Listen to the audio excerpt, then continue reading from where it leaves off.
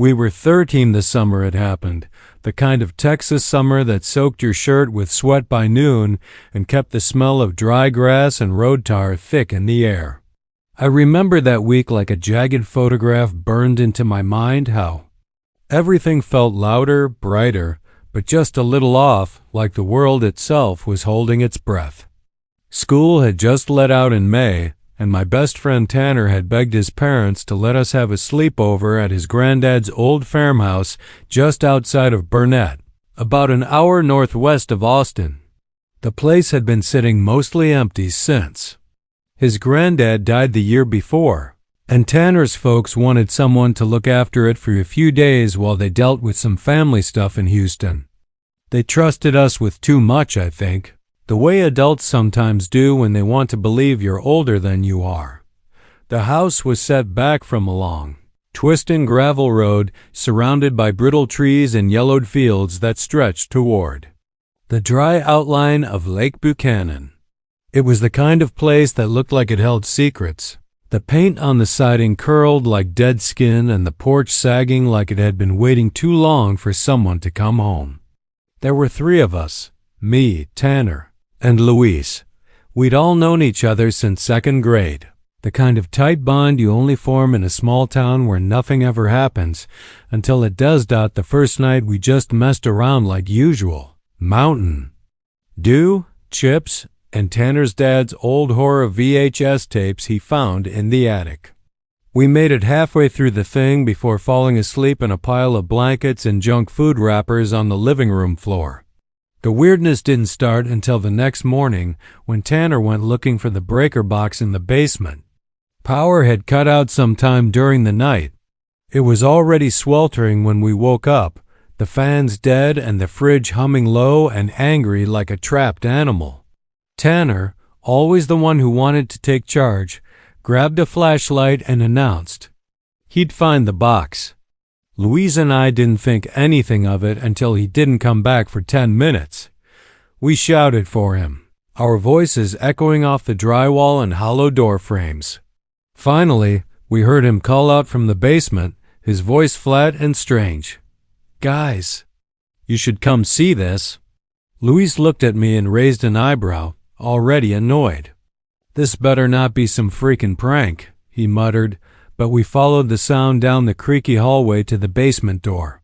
None of us had actually been down there the day before. The door was just another shadow in the hallway one. We ignored like kids do when something feels wrong, but you can't explain why.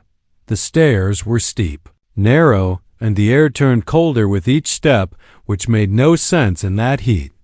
I could see Tanner's flashlight beam dancing along the floor, but he was standing stiff near the far wall, facing something we couldn't see yet. The basement was larger than I expected. Dirt floor, old stone walls, support beams slick with what looked like tar but might have just been damp wood rot. It smelled like old pennies and mold. Louise and I stepped around boxes of junk and rusted tools. Until we reached where Tanner stood. At first, I didn't understand what I was looking at. It was a hole. Not a normal one. This wasn't dug out with shovels. It was jagged and wide, maybe 6 feet across, maybe more. The earth around it looked torn, like something had clawed its way up from the ground. No pipes, no roots. Just a black void, going straight down. "I tripped on something," Tanner said, his voice too calm. "Kicked that board loose and there it was." Louise squatted down near the edge, picking up a splintered piece of wood that had once been part of the floor. "No one sealed this?" he asked. "There was a rug over it," Tanner replied. "But it's like the boards weren't nailed down." "Right, like someone wanted it hidden, but easy to open again." We stood there for a long time, none of us talking. Eventually, Luis took a stone from the ground and dropped it in. We waited. 5 seconds. 10. Nothing. "No way that's normal," Luis said, stepping back. "That's like bottomless." "It's not bottomless," I said, not believing it. Myself, "Just deep. Why would anyone dig this?" Tanner asked. Luis shook his head. "Maybe your granddad did." Maybe it was a well or something, or he was burying bodies. He was joking, but we all flinched anyway. That night we couldn't sleep. The power came back around sunset, but the basement stayed on our minds. We made a pact not to go near it again, but when you're 13, curiosity doesn't let go that easily. We dared each other, one by one, to go back down and throw something bigger in. Tanner went first. He brought an old lamp he found upstairs. Yanked the cord off and dropped it in. Same thing, no sound. No crash. Louise tried with a full can of soup. Nothing. That's when the dream started. I woke up sometime after midnight, gasping like I'd been underwater. I had dreamed of something watching me from the edge of the basement, not moving, just staring. But the worst part wasn't the eyes, it was the mouth. It smiled at me, not with teeth, but with something else, like cracked skin peeling into a grin. The next day, Tanner said he had the same dream, word for word. Luis lied at first, said we were just freaking each other out.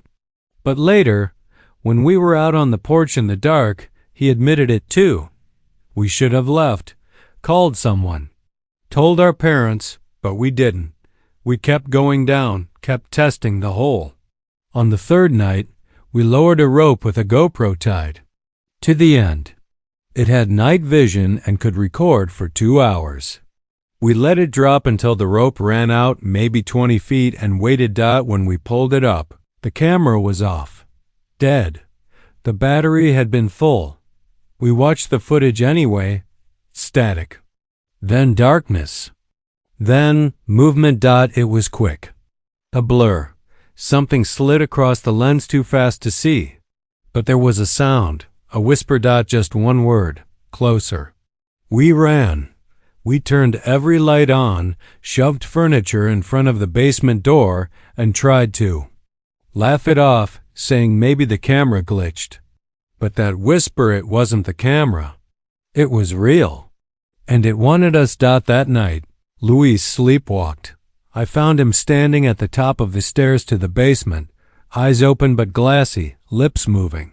I caught just a bit of what he was saying before I shook him awake.